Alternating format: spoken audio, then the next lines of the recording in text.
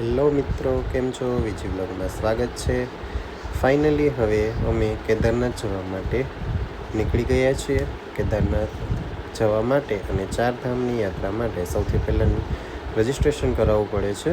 એટલે રજિસ્ટ્રેશન માટે હરિદ્વાર ખાતે પંજીકરણ કેન્દ્ર જે આવેલું છે ત્યાં પહોંચી ગયા છીએ. આધાર કાર્ડ સાથે લઈને જવાનું રહે છે અને અહીં 17 થી 18 જેટલા કાઉન્ટર છે. જોઈ શકો છો મિત્રો, ઘણી બધી ભીડ છે. સવારમાં જ અમે વહેલા સવારમાં 6 વાગ્યામાં ત્યાં પહોંચી ગયા હતા. રજિસ્ટ્રેશન પૂરું થઈ ગયું છે અને ફાઇનલી અમે લોકો નીકળી ગયા છીએ. આ છે કેદારનાથ તરફ અમે ઋષિકેશ થઈ અને ત્યાંથી જઈ રહ્યા છીએ. પહેલું અમારું ડ્રીમ પ્લેસ છે કેદારનાથ. કેદારનાથ જવા માટેનો રસ્તો તમે જોઈ શકો છો. ચારે બાજુ પહાડીઓ, હરિયાળી અને અત્યારે વરસાદ ચાલુ છે. આ મે મહિનાનો સમયગાળો છે. મે મહિનામાં પણ આવી ઝરમર વરસાદ. અહીં ગમે ત્યારે વરસાદ આવી જાય છે. તડકો અને ઠંડી ત્રણેય ઋતુઓનો અનુભવ તમને જોવા મળશે. ધીમે ધીમે આગળ વધી રહ્યા છીએ. સૌથી પહેલાં અમે દર્શન કરીશું દેવપ્રયાગ ખાતે, જે અલકનંદા અને ભાગીરથી નદીનો સંગમ જ્યાં થઈ રહ્યો છે. ફાઇનલી દેવપ્રયાગ ખાતે પહોંચવા આવી ચૂક્યા છીએ. હવે ત્યાં સંગમ ઘાટ ઉપર તમને દર્શન કરાવશું. જોઈ શકો છો મિત્રો, વરસાદ ચાલુ છે અને ધીમે ધીમે અમે ગાડીમાં આગળ વધી રહ્યા છીએ. બહુ મજા પડે એવો નજારો છે. પ્રકૃતિના ખોળામાં ખૂંદી રહ્યા હોય એવો અહેસાસ અને આ રીમઝીમ બારિશ ખૂબ જ મજા પડે. કુદરતના ખોળે અને આ કુદરતી માહોલને માણતા ધીમે ધીમે આગળ વધી રહ્યા છીએ. અહીં ચારે બાજુ પહાડો છે, એટલા માટે લેન્ડસ્લાઇડનો ખૂબ જ પ્રશ્ન રહેતો હોય છે. એક તરફ ખીણ હોય છે, એક તરફ પહાડ હોય છે. એટલે ખૂબ સેફટી સાથે અને પોસિબલ હોય તો ત્યાંથી જ વાહનને રેટ ઉપર લઈ અને તેના ડ્રાઈવર સાથે જવું સેફ રહે છે. અમે લોકો પણ ગાડી બાંધી લીધી છે અને ત્યાંથી જઈ રહ્યા છીએ. જોઈ શકો છો મિત્રો, પહાડ ઉપરના મકાનો. વિચારો, જ્યાં આપણને આટલી સુવિધાઓ હોવા છતાં પણ આટલી તકલીફો ભોગવવી પડે છે, તો આ લોકો પહાડોમાં કેટલી તકલીફોની વચ્ચે જીવી રહ્યા હશે અને કેવી મુસીબતનો સામનો કરવો પડતો હશે. ધીમે ધીમે અમે આગળ વધી રહ્યા છીએ અને ફાઇનલી દેવપ્રયાગ ખાતે પહોંચી ગયા છીએ. હવે હું તમને સંગમ ઘાટ તરફ લઈ જઈશ. અહીં પણ મિનિમમ 400 થી 450 જેટલી સીડીઓ ઉતરી અને નીચે સંગમ ઘાટ સુધી જવું પડે છે. વ્યૂમાં તમે જોઈ જ શકો છો મિત્રો. ધીમે ધીમે આગળ વધી રહ્યા છીએ. અમે દેવપ્રયાગ ખાતે જઈ રહ્યા છીએ. નીચે ઉતરી અને જવાનું છે સીડીઓ ઉતરીને. આ જુઓ અલકનંદાનો નજારો. અલકનંદા જે છે એનું પાણી એકદમ નિર્મલ અને ખૂબ સરસ મજાનું એકદમ ચોખ્ખું પાણી છે. પણ અલકનંદા જે નદી છે તેનું રૌદ્ર સ્વરૂપમાં, એટલે કે એકદમ ખડખડતી વહેતી નદી છે. અને જ્યારે સામે તમે ભાગીરથી નદી જોશો તો પાણી થોડુંક તમને ડોળા જેવું અને એકદમ શાંત સ્વરૂપે જોવા મળશે. આ છે અલકનંદા અને ભાગીરથી નદીનો સંગમ ઘાટ. ફાઇનલી અમે ત્યાં પહોંચી ગયા છીએ અને લોકોની ભીડ જોઈ શકો છો. અહીં મહાદેવનું મંદિર પણ આવેલું છે, મા ગંગાજીનું મંદિર પણ આવેલું છે, લક્ષ્મીનારાયણનું મંદિર છે. આ ગુફાની અંદર મહાદેવનું મંદિર છે.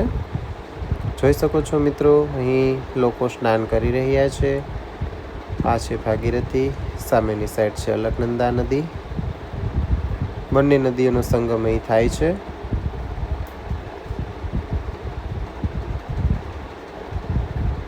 ખૂબ સરસ વ્યૂ છે. બહુ મજા પડે એવું સ્થાન છે. અહીં લોકો પણ ચુંદડી મનોરથ કરી રહ્યા છે. ગંગાજીમાં ચુંદડી પધરાવી રહ્યા છે. તમે ફિશને પણ જોઈ શકો છો.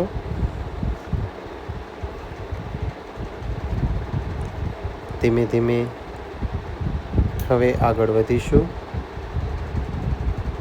હવે ધારી દેવી તરફ જઈ રહ્યા છીએ. હવેનું જે સ્થળ આવશે તે ધારી દેવી. આ એ જ રસ્તાઓ છે, કેદારનાથ તરફ જવાનો માર્ગ છે. રસ્તાઓની સ્થિતિ મે મહિનામાં ખૂબ સારી એવી હતી. પાકો રસ્તો હતો. ચારે બાજુ હરિયાળી, વનરાજી અને ઊંચા ઊંચા પહાડોની વચ્ચે જે મજા છે તે અહીં આનંદ નથી લઈ શકતા. એ પહાડોની વચ્ચે જે આનંદ છે ખૂબ મજા પડે એવું છે. પ્રકૃતિના ખોળે રમવાનું અને આ આનંદ માણવાનું આ સ્થળ. હવે આગળ વધીએ તો ધારી દેવીનું મંદિર તમે જોઈ શકો છો મિત્રો. બરોબર વચ્ચોવચ્ચ ગંગાજીની વચ્ચે જ છે મંદિર. અને કહેવાય છે કે 4 ધામની યાત્રા શરૂ કરતાં પહેલાં ધારી દેવીના દર્શન કરવા જોઈએ. જે 4 ધામની રક્ષક માતાજી કહેવાય છે. ફાઇનલી ધારી દેવી મંદિર તરફ જઈ રહ્યા છીએ મિત્રો. મંદિરના દર્શન તમે કરી શકો છો અહીંથી જ. અહીં પણ રસ્તો છે કે જ્યાં પણ નીચે ઉતરી અને મંદિર તરફ જવું પડે છે. ધારી દેવીના મંદિરના જે ગેટ છે ત્યાં પહોંચી ગયા છીએ. અને અહીં મંદિરે ઘંટડી જે ઘંટ હોય છે તે લોકો અહીં બાંધતા હોય છે. અને અહીં પણ લાઈન જોવા મળશે. લાઈનમાં ઊભા છીએ. મંદિર તરફ હવે જઈ રહ્યા છીએ ધીમે ધીમે મિત્રો. મંદિરની અંદર વિડીયોગ્રાફી અલાઉડ નથી, એટલા માટે વિડીયોગ્રાફી અંદર કરેલી નથી. ધારી દેવીના દર્શન કર્યા બાદ હવે નીકળી ગયા છીએ આગળ. અને હવે પહોંચશું રુદ્રપ્રયાગ તરફ. ધીમે ધીમે આગળ વધી રહ્યા છીએ. ફાઇનલી જોઈ શકો છો મિત્રો. સૌથી પહેલાં કેદારનાથ પહેલાં સોનપ્રયાગ જવાનું છે. એટલે સોનપ્રયાગ પહોંચવામાં જ અમે હરિદ્વારથી સવારે લગભગ 8 વાગે નીકળી ચૂક્યા હતા. અને સાંજે અરાઉન્ડ 7:30 યા 7:40 અરાઉન્ડ આસપાસ છેક સોનપ્રયાગ પહોંચેલા હતા. જુઓ મિત્રો, ચારે બાજુ પહાડી, વચ્ચે ખીણ અને રસ્તાની સાથે સાથે ગંગાજી તો તમારી સાથે તમે જોઈ શકો છો.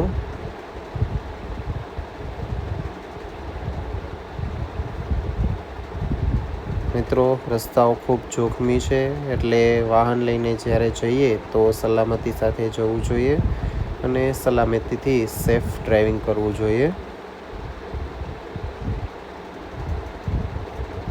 હર હર મહાદેવના નાદ સાથે ધીમે ધીમે આગળ વધી રહ્યા છીએ. જોઈ શકો છો રસ્તાઓની કન્ડિશન ખૂબ સરસ એવી છે. અત્યારે ચારે બાજુ પહાડોમાંથી ઝરણા તમને જોવા મળે, એટલે ઝરણાનું જ અમે તો પાણી પીવાની પણ ખૂબ મજા પડે. ઉત્તરાખંડમાં જ્યારે પણ જઈએ તો પાણીની ખાલી બોટલ સાથે લઈ જઈએ એટલે ચાલે. ગમે ત્યાં ઝરણું હોય ત્યાંથી પહાડોમાંથી જે ઝરણા આવતા હોય તો એક જાતનું પ્રોપરલી મિનરલ વોટર જ કહેવાય કે તમે પી શકો. આગળ વધી રહ્યા છીએ. પહાડોને ચીરતા ધીમે ધીમે અને પ્રકૃતિના ખોળે ખૂંદતા ધીમે ધીમે આગળ વધી રહ્યા છીએ. આ જે નેચરલ વ્યૂ છે તે માણવાની કંઈક મજા જ અલગ છે. આ બધું મનની શાંતિ અને મનનો જે ઉત્સાહ છે, મનની શાંતિ જળવાઈ રહે અને જ્યારે ખૂબ થાકી જઈએ ત્યારે આ પહાડોની અંદર જતું રહેવું જોઈએ. આ જોઈ શકું છું મિત્રો. હવે ફાઇનલી રુદ્રપ્રયાગ ખાતે પહોંચી ગયા છીએ. રુદ્રપ્રયાગનો ઉપરથી નજારો છે. અહીં પણ મિત્રો જોઈ શકો છો પહાડોની વચ્ચે લોકો રહે છે અને સિટી જેવું ગામ નાનું એવું વસેલું છે. અહીં પણ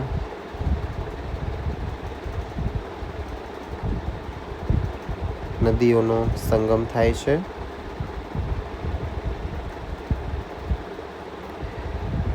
હવે અહીંથી કેદારનાથ માર્ગ તરફ જઈ રહ્યા છીએ.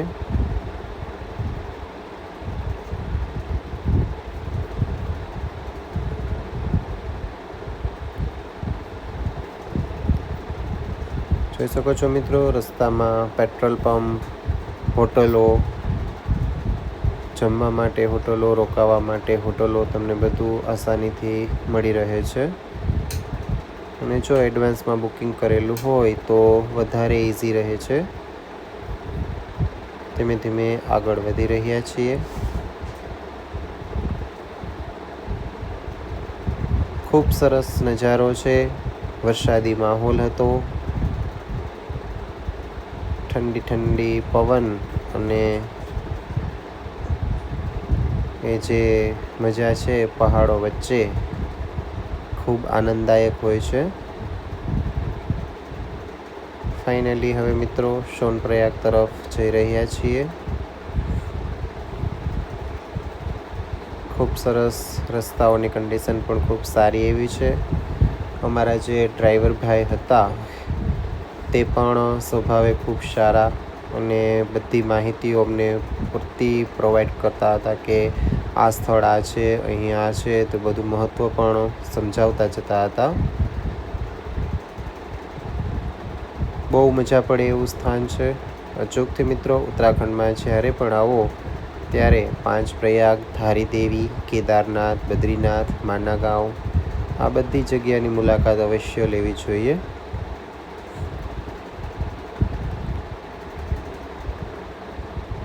ફાઇનલી તમે જોઈ શકો છો અત્યારનો વ્યૂ. વાદળાઓની વચ્ચે સૂર્યનારાયણ અને પહાડ. ખૂબ સરસ મજાનો માહોલ છે. ખૂબ મજા પડે એવું છે. આ પ્રાકૃતિક સૌંદર્યનો નજારો જોવો હોય તો પહાડો ઉપર જવું જ પડે. બિકોઝ પહાડોની વચ્ચે જે પ્રાકૃતિક સૌંદર્યતા જે જોવા મળે છે એ તમને જનરલી નીચે રહીને ન જોઈ શકીએ. ધીમે ધીમે આગળ વધી રહ્યા છીએ. ખાસી એવી ભીડ પણ છે. અહીં પણ અલકનંદા નદી વહી રહી છે. ભાગીરથી નદી પણ વહી રહી છે. જોઈ શકો છો મિત્રો. નદીના સથવારે જે રસ્તો છે એના પરથી જ તમારે કેદારનાથના માર્ગ પર જવાનું છે. પહાડો પરથી ગમે ત્યારે ભૂસ્ખલન થઈ શકે છે, એટલે સેફટી મોસ્ટ ઇમ્પોર્ટન્ટ છે. અને જે સેફટીની જે ગાઈડલાઇન છે તેને અનુસરીને જ ચાલવું જોઈએ. આ એક ખાસ કાળજી લેવી જોઈએ. આ પહાડો વચ્ચેની સૌંદર્યતા નિહાળી શકો છો મિત્રો.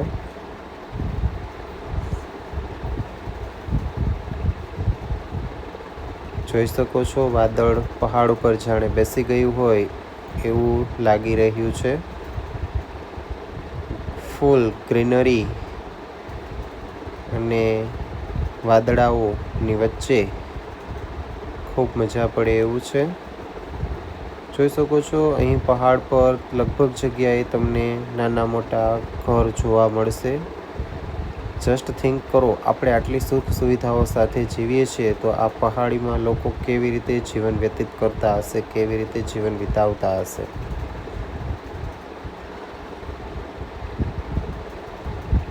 પ્રકૃતિના ખોળે ખૂબ મજા પડે એવું છે. અહીં પ્રકૃતિના રૌમ્ય અને રૌદ્ર બંને સ્વરૂપો તમે જોઈ શકો.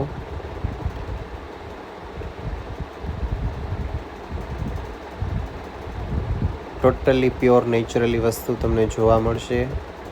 અહીંના ફ્રૂટ પણ નેચરલી તમને જોવા મળશે. વેજીટેબલ્સ પણ નેચરલી જોવા મળે છે. અલગ અલગ પ્રકારના વૃક્ષો એ બધું પણ તમને અહીં જોવા મળે.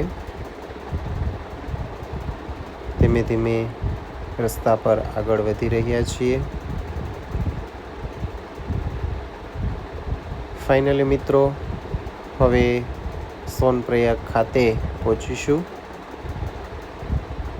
મિત્રો જોઈ શકો છો બરફના પહાડ કે જે ગ્લેશિયરના પર્વત જે કહે છે તે દેખાઈ રહ્યા છે. અહીંથી ખૂબ નજીક કેદારનાથ નજીક પહોંચવા જઈ રહ્યા છીએ. હવે મિત્રો હવે નેક્સ્ટ વ્યૂની અંદર સોનપ્રયાગથી લઈ અને કેદારનાથ સુધીનો બ્લોગમાં તમને વિડીયો જોવા મળશે. જો મિત્રો તમને મારા વિડીયો સારા લાગતા હોય તો મારી યુટ્યુબ ચેનલને સબસ્ક્રાઈબ કરો, લાઈક કરો અને મારા વિડીયોને અચૂકથી શેર કરવાનું ભૂલશો નહીં. જોઈ શકો છો પહાડોમાંથી વોટરફોલ. ખૂબ મજા પડી જાય એવું સ્થાન છે.